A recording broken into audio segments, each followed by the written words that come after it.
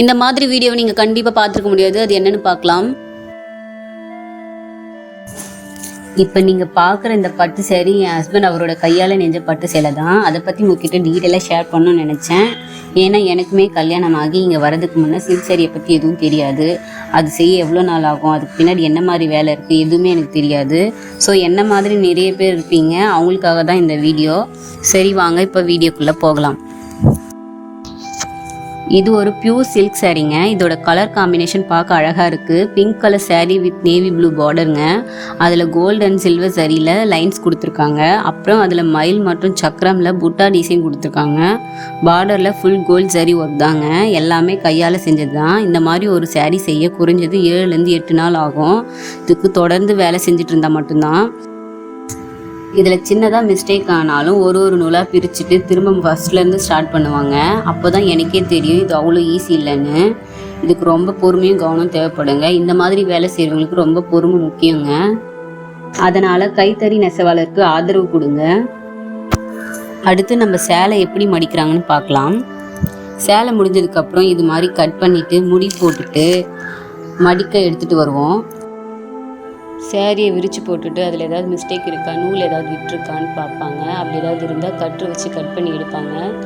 ஏன்னா அதோட finishing look கரெக்டாக இருக்கணுன்றதுக்காக தான். இது தாங்க முந்தானி. முந்தானிலுமே கோல்டு ஜரியில் சக்கரமும் மயிலும் டிசைனாக கொடுத்துருக்காங்க. நல்ல பெரிய சைஸில். பார்டர்லேயுமே கொடுத்துருக்காங்க மயில் அண்ட் சக்கரம் டிசைன்ஸு. அதுலேயும் பெருசாக கொடுத்துருக்காங்க. புட்டா மட்டும்தான் சின்னதாக இருக்குது. மற்றபடி எல்லாமே பெரிய பெரிய டிசைன்ஸ் தான் கொடுத்துருக்காங்க பார்டர்லேயும் முந்தானிலையும். இது ப்ளவுஸுங்க. ப்ளவுஸ் எப்போவுமே ப்ளைனாக தான் இருக்கும் சில்க் சாரியில். நம்ம தான் வேணும்னா ஆரி ஒர்க்காவோ இல்லை டிசைன் ஸ்டோன் ஒர்க் அந்த மாதிரி எதனா கொடுத்துக்கலாம் ப்ளவுஸ் ஸ்டிச் பண்ணும்போது. ஆனால் எப்போவுமே சில்க் சாரியில் ப்ளைனாக தான் இருக்குங்க ப்ளவுஸு. இப்போ மடிக்கிறத நீங்கள் பாருங்கள். இப்படி தான் மடிப்பாங்க. நாங்கள் மடித்து கொடுக்குறது தான் ஃபைனல். ஏன்னா அது அப்படியே கடைக்கு சேல்க்கு எடுத்துகிட்டு போவாங்க. அந்த மடிப்பு ரொம்ப முக்கியம். ஏன்னா நாங்கள் மடித்து கொடுக்குறது தான் உங்கள் கைக்கு வந்து சேர வரைக்கும் அந்த மடிப்பு அப்படியே இருக்கும். ஃபஸ்ட்டு நம்ம எப்படி மடிக்கிறோமோ அது ரொம்ப முக்கியம். அப்போ தான் அது ஒரு ப்ரொஃபஷ்னல் லுக்கில் இருக்கும். கடையில் யாரோ ஒருத்தர் இந்த சேரீயை வாங்குவாங்க. ஆனால் அவங்களுக்கு இந்த சேரீயோட அழகு தான் தெரியும். இதுக்கு பின்னாடி என்ன மாதிரி உழைப்பு இருக்குது, எவ்வளோ நாள் ஆகும்லாம் தெரியாது.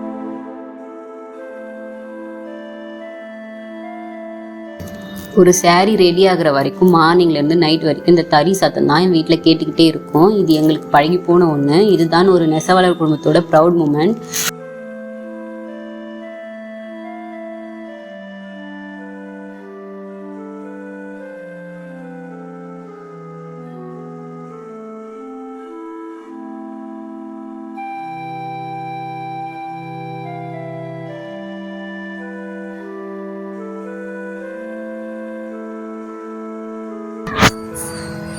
இப்படி தாங்க மடிப்பாங்க. இதை ஒருத்தரால் மடிக்க முடியாது, 2 பேரால் தான் மடிக்க முடியும். பாருங்கள் எப்படி மடிக்கிறாங்கன்ட்டு. எக்ஸ்ட்ரா ஏதாவது நூல் இருந்தால் கூட கட் பண்ணிவிட்டு அதை நீட்டாக்கிட்டு தான் மடிப்பாங்க.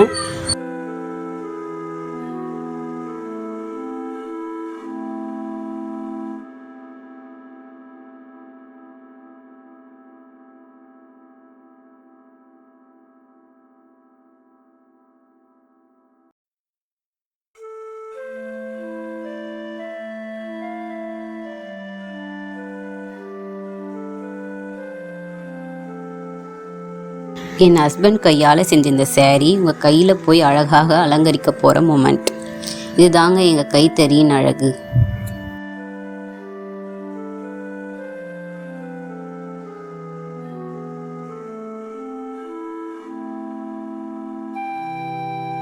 இந்த மாதிரி சேரீ வீடியோ பார்க்கணும்னா மணித்தறி லைஃப் சேனலை சப்ஸ்கிரைப் பண்ணுங்கள் அண்ட் சப்போர்ட் பண்ணுங்கள்.